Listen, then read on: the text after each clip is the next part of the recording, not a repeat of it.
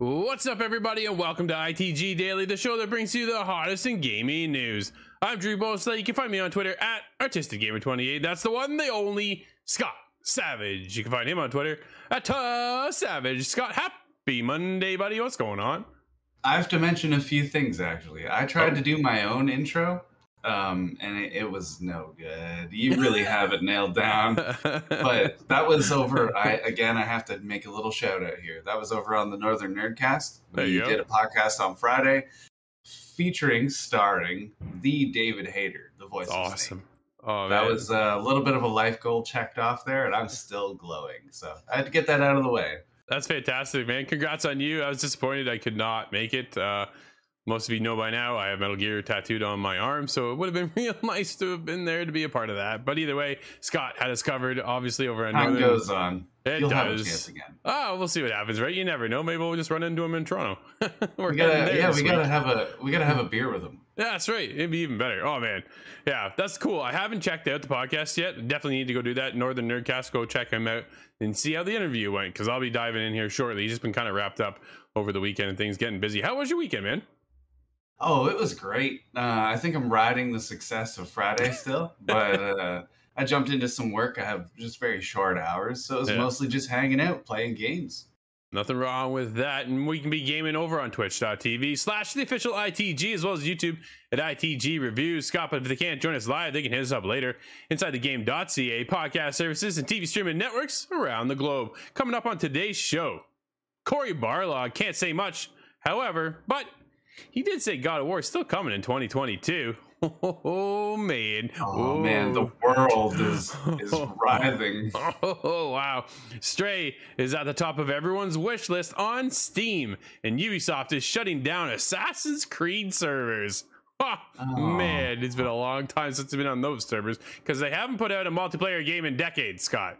But we'll get to that. You know, I was having that thought. Yeah, no, we better save it for that. Let's get into it. It's God of War Ragnarok has not been delayed, according to Cory Barlog, but he can't tell us more. This comes from Sharif Saeed over at VG 24/7. It's pretty clear that Sony Santa Monica is in the final stages of development on God of War Ragnarok.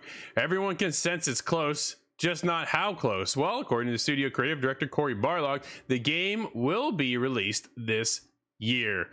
Oh, Scott. Dude, we're more than halfway through. I was really predicting a delay until 2023. I really didn't expect to see this game this year. It has not yet officially been announced when it is. Scott, well, let's get into the doc here a little bit more. Over the past several months, we've heard reports that Ragnarok has been delayed to 2023, and counter reports saying it has not, and will in fact be out this November. There's certainly, however, evidence to segment in imminent release, such as the recent Korean board rating. Barlog recently returned to Twitter. Dude, that was a weird, it was an unfortunate return. I think it was not exactly what he was hoping to do, and has unsurprisingly been bombarded with questions about when we'll be seeing the next game, whether or not it will be pushed back, and just more abuse, of course, from the internet. Oh man, I feel like this poor guy can't go get gas without being asked. I think that's just about it, right? Like, it's just every time there's a reason why he left Twitter. He gets tired of listening to everybody, man. You just want to go silent. He should come on under like another name or something. Right? I feel that one, and I'm not even targeted. I'm just tired of Twitter as a whole. Quote, we won't. That doesn't, dude, that's wrong. I'm going to say that's a spelling error. We want you all just to go on and tell us that Ragnarok is delayed. So, oh man, really? Who does this? So that we can move on and plan the rest of our year. Seriously, this is getting frustrating, asked one impatient Twitter follower. Cory's responded was, like, come on, really? Like, this guy taking vacation month off. Dude, give me a break. Your choice. It's interesting. Yeah, Cory responded with, because it's not. It was his response. Considering how many questions about Ragnarok and its release date Barlog has received so far, the creative director eventually came out and released a small statement. Quote, if it were up to me, I would share all the information when I know about it. End quote. He wrote on Twitter. Quote, but it's not up to me. So please be patient. I promise things will be shared at the earliest possible moment they can be, end quote. Dude, there is a reason why he left Twitter, because he didn't want to deal with crap like this. People just bombard him over nothing. You know what? I'm just as pumped as everybody else to play God of War Ragnarok. How about you just chill out and let them make the game? Yeah, do you want a half-baked cake coming out of the oven? There's no good in that. And dude, Cyberpunk 2077 nails there's it right no there. Greater example, Like, perhaps No Man's Sky, but they're both neck and neck for that example. But you don't want that, and there has to be some sort of respect for the dev team. These people that are putting thousands of hours in to gift you this experience, and you're gonna go and be disrespectful. It doesn't sit right with me. no, it doesn't sit well with me either, man. You know what? At the end of the day, everybody on that team is a person too, so I'll be treating them with some respect because they deserve it. Oh, and you're not. They're lamenting. They're writhing. Of course, they want to talk. Oh yeah, you know what eats them up inside? Yo, I was talking to somebody not too long ago who has a friend who worked on Star Wars Jedi Fallen Order. She couldn't tell her family what she was doing for 3 years. Oh, is that a member of Stargate? That's some military grade kind of secrecy. Like, that's how tight-lipped they are within the industry, and you just gotta live with it and let it go. When the game comes out, the game comes out. I'm pretty sure other people have other games to play. I know I can't keep up at all. So we're definitely on the high example of having too much of a backlog, but I know just about everybody's like that. After the year we've had, holy crap, how do you man. go and complain about anything? Like, just go play Elden Ring for another 800 hours. You're not going to have a bad time. No, not at all, right? So yeah, just let the studio do their thing, and we'll get it when we get it. And now I just want, dude, the biggest thing for me is I want the game to work, I want it to run well, and I want it to look great. That's pretty it, right? Like, I don't want the chef putting in, frustration into the mix either. No. It's going to affect the end product, and they might be 90% through development now. Maybe that's not gotta be getting close, man. We all need to be on our best behavior going forward. Let this be an example as well. The hype is undeniable, but yeah, we can't fall into this kind of reaction. No, not at all, right? Just treat everybody the way you want to be treated. It's kind of how I grew up, and it's what I was taught as a kid, right? And it just makes a lot of sense.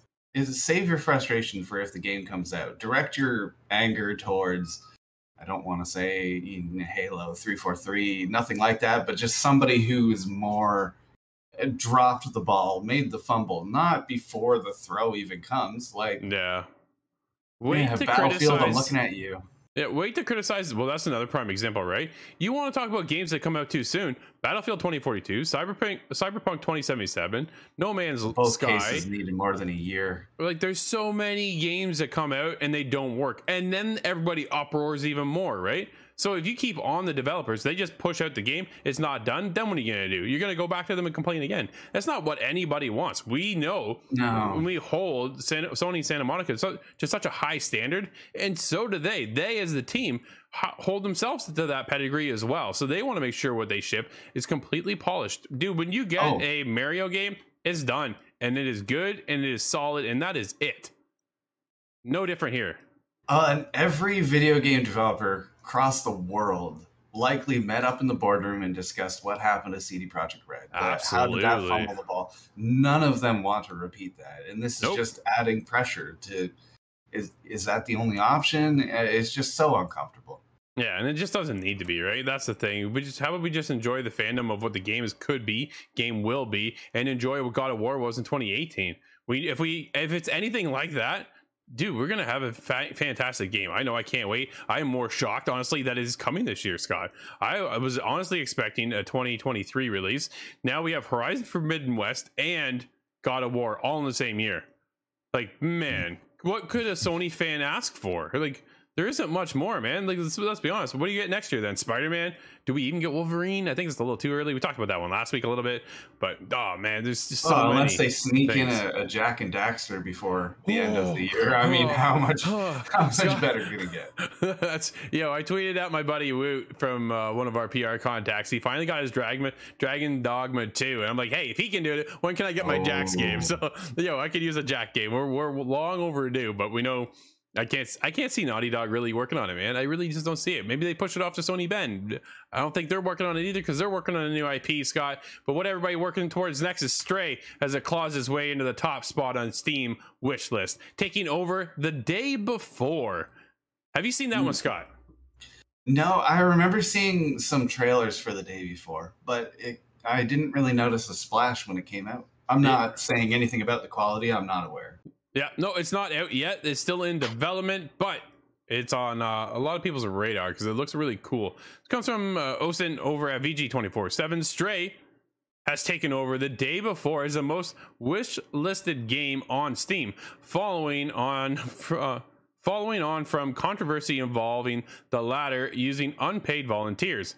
Ouch. Ooh. Early last month, Blue 12 Studio announced that there was finally a release date for the highly anticipated Cyberpunk Cat game, and has reported by PC Games N, highly anticipated really isn't an understatement, as Stray recently hit the most wish-listed spot on Steam. Stray wasn't particularly far behind anyway, only sitting in second place prior to this week, but now it's essentially the most popular upcoming PC title. Yeah, this isn't only on PC though; it's also coming on PlayStation 5. Just be like, yeah, I'm a console guy, so I'll be looking forward over there. I'm actually already talking to some people about it, so we'll see what happens there. We can't exactly blame anyone either, as in a recent hands-off preview, Stray looks like it's shaping up to be something pretty special. Other than the fact that people are simply excited for Stray, it's possible that there's another reason it managed to take over the day before. Developer Fantastic, an all-remote developer with headquarters in Singapore, the day before looks like a cross between The Division and DayZ. Yo, dude, this game looks really cool, but here's what's going on. The more I see about it, the more excited I get. Oh, it's very cool looking. The day before also recently saw a delay into 2023 due to development being switched over to Unreal Engine 5. But more controversially, as reported by Eurogamer, Fantastic appears to be using unpaid volunteers to help develop the day before. That's not cool. In an odd statement provided by Eurogamer, Fantastic explained, quote, "The word volunteer comes from the Latin word voluntaris, what meaning willing or of its own choice." Dude, that's... I think they said the same thing about indentured servitude. That is not the line of thinking I would have come forward with. No. And went on to explain that there are two types of volunteers: full-time internal volunteers, employees. That's okay. From all over the world, and quote, external US and worldwide volunteer supporters who help with resting and reviewing Fantastic's products. Fantastic's also explained that it hired a localization team last year, Prop Night, but claimed the result of the work was not so perfect, and in turn most of it had to be redone with the help of our enthusiastic volunteers. Localization is often not seen as actual game development. Quote, in spoiler alert, it is. It is part of the whole development cycle, man. It's just the way it goes, right? So it sucks that Fantastic take this stance on the matter. Hopefully it decides to not use unpaid labor going forward. Dude, that's a shady word of shady way of using the word volunteer. Yeah, no, I feel like that's really stretching the definition. My yes. cat, do you think my cat, just keeping with the idea of Stray, do you think my cat is a volunteer? No. I would like to think so, but you leave that door open, she's gone. She's a hostage to you, Scott. That's what it is. She's got Stockholm though, so we're good. There you go. Yeah, dude, that's just shady, man. Like a volunteer, hey, you just want to come help us work on this? That's what they've done, right? And they've got some funds, I would think, in their pocket to be able to help kind of move those volunteers in the right direction, Scott. But we'll see. Stray, I think, is a highly anticipated title this year. It looks fantastic, but so is the day before. Wait. So we'll see when both of those games come out here in the next. Well, Stray's coming out soon, very soon, this month, dude. Stray's coming out this month. Yeah. Oh man, I know you asked for console. I'm hoping they just send a Steam code in there. I'm your man. I know. No work, no school, just meow meow. There you go, Scott. Let's jump over the world. Ubisoft is shutting down online servers for titles like Assassin's Creed 2 and more. Services will end September 1st, with some games also having the DLC completely inaccessible. Oh, Yikes. Oh man, there's a huge amount of missing memory sequences. Do you remember those? Yeah. You had to buy each memory sequence as it went. It's so this is funny because this is when you get into the whole games of preservation sort of thing, right? Like once they wipe these out, dude, are they just gone? Like, what happens to those games? So that's it. I'm wondering, is the Ezio collection? I have not experienced remake? it. Does that have multiplayer attached to it? No. Okay. It's just story player content only, so there is that side of it, right? Ubisoft is shutting down a number of online services for some of its older games, including titles like Assassin's Creed 2. Nothing lasts forever, especially in the world of video games. The last case of video game losing their online services was announced by Ubisoft earlier this year, with a number of older titles losing their multiplayer. Worse still, PC versions of some games will also no longer let you download DLC for them. Explaining in the announcement posted, Ubisoft wrote, quote, "Closing the online service for some older games allows us to focus our resources on delivering great experiences for players who are playing newer or more popular titles," end quote. The title list will lose multiplayer from September 1st later this year, which is, dude, man, there's quite the list here. I'm going to rhyme them off. You ready? Yeah. All right, let's get into it because we got Anno 2070. I never played that one. We played Anno 1800, which was fantastic. If it's like 1800, I think that's a really cool game. Yeah. Assassin's Creed 2, 3, Brotherhood, Liberation HD, and Assassin's Creed Revelations. Yo, Brotherhood probably had the best multiplayer it had in Assassin's Creed, and we have not seen one in so long. Can we petition them for a Brotherhood 2? We just roll it back to old school Assassin's Creed style and put multiplayer in there. I would buy that for $1. Absolutely. Driver, San Francisco, Far Cry 3, Ghost Recon Future Soldier. Dude, I played so much of that back in the day. Prince of Persia, The Forgotten Sands. That has online servers? I didn't know about that. That's really strange. I had no idea. Me too. Rayman Legends, Silent Hunter 5, Space Junkies, Splinter Cell Blacklist. Are you kidding? That's the last Splinter Cell you made, and you're shutting down those servers? Oh man, what are you doing, Scott? And then Zombie I think that was the original one where people were upset about the servers being shut down. I know you were. What Splinter Cell was it that had the multiplayer that everybody loved? Was that Chaos Theory? Yes, because it had I know Conviction was quite. Yeah, dude, I liked Conviction. Conviction was so good for multiplayer. I'm getting choked up, Scott. Splinter Cell's kind of hurting. Oh, it hurts. You know, we do this to ourselves like every couple days. Man. But Blacklist being the latest one, that's the one you're gonna shut down? Like, are you really? Come on. Like, and now here's the other thing. Let me take a look at the list, right? If we're talking about Assassin's Creed 3, Brotherhood had the multiplayer. I don't remember last time I played that. Revelations, I actually jumped into I think like 6 months ago just to see if it still worked. It did. I was kind of shocked. Yeah. It still worked. People were still playing. But it's one of those things, dude, if you're still playing that, you know the ins and outs of that game way more than I do, because I haven't played in like a decade. And then Future Soldier too for Ghost Recon. Man, the future of that whole series right now kind of has me concerned. That's unfortunate. And then Blacklist being your latest Splinter Cell game. Everybody's still asking for it. But again, who's playing? Right? So maybe from Ubisoft's perspective, nobody is playing. So then why are we even keeping these servers afloat?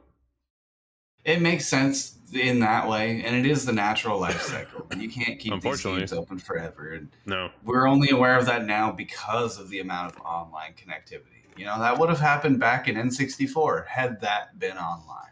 But it's just a natural part. Now, I'm wondering, are these resources going to go to keeping everybody in this online check, this DRM situation with the new Assassin's Creed games? Because in my opinion, I don't know if they really need that online connection. I thought we got past the always online at the time when Xbox One came out.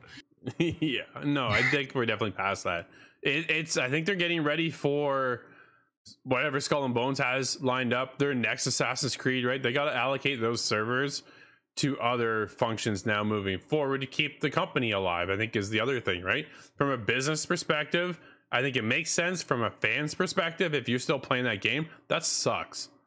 right? Yeah. That's what it comes down to. But at the end of the day, Ubisoft needs to keep the lights on for their employees. And if there aren't enough people playing in that, where more people are going to jump into, say, Assassin's Creed Infinity, whenever that launches, well, then now it's time to shift those resources over.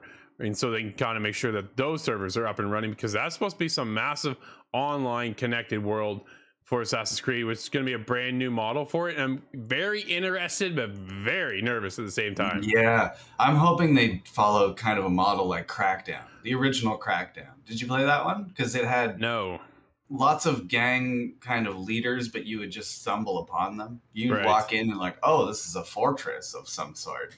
And I really liked that because it would they would move around. There was a little bit of RNG to it. So if that happens in an Assassin's Creed, think Assassin's Creed 1 or 2, but new targets that come in, constantly updating world.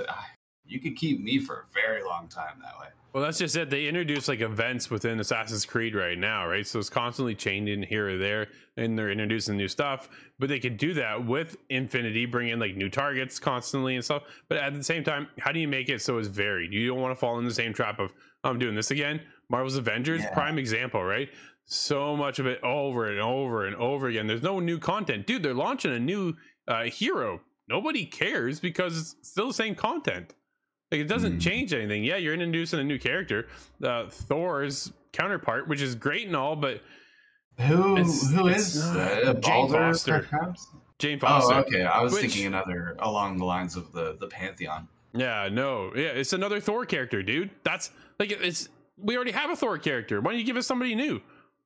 Like, I think, man, yeah, that's a whole now other topic. if they could work on that on PlayStation. They bring in some more, Thor, Loki, the new characters, and then Kratos shows up. That's the finale. It's all over from there. That would be one way of shuttering that game. Absolutely. Scott, let's get into this one real quick before the end of the show. Xbox launches Samsung TV app to play games without a console. This comes from the update over at Brendan Sinclair, GamesIndustry.biz. An update: NVIDIA, GeForce Now, Google Stadia, and Twitch are also available on the cloud streaming app. Amazon's Luna to become available at a later date. The Xbox platform continues to expand beyond consoles, as Microsoft today launched the Xbox Cloud streaming app for Samsung TVs. Dude, this is, again, their whole big thing, big push is to get the Game Pass into everybody's hands, and this is one step forward. The app launched for Samsung's 2022 model of the smart TVs in 27 countries. Give access to the Xbox Game Pass streaming catalog of titles for subscribers. Those who aren't subscribed can still test the app out by playing Fortnite. So there is that, Scott. But dude, more and more people jumping on the world of Game Pass is something we talk about all the time on this show, because it is easily one of the best services around. Oh yeah, can you imagine being a doubter to this day? Dude, you remember when they first announced it? I was like, really? This is what they're doing? You're gonna get your day one game on this platform just like that? Like, that's when we ever get the next Fable, it's just gonna be there. We got Halo Infinite, it was just there. Like, new games, things you pay $80 for. Scorn is coming out. There's a lot that I'm looking forward to. Yeah, I can't. Is Callisto Protocol coming? I'm not so certain. I can't remember. They were at the Xbox showcase, so maybe, because almost everything in that showcase was Xbox Game Pass, right? There wasn't too much that wasn't. So now you don't even need the console, dude. It's just on your TV. You just need the newest Samsung TV to go with it. But there you go, and you're all connected. And if you want, you can tie into NVIDIA's GeForce Now and Google Stadia as well. Google Stadia is still on a little bit of a question mark for me. Yeah, and Luna is something I don't hear about very often at all. I often forget that one's still going. Absolutely, dude. But there's a lot here. Potential is obviously huge. I think the strategy behind it makes a lot of sense. We saw Sony come out and revive their whole new PlayStation Plus subscription model with 3 different tiers, kind of trying to combat, I think, the side of Xbox Game Pass a little bit, and fell short.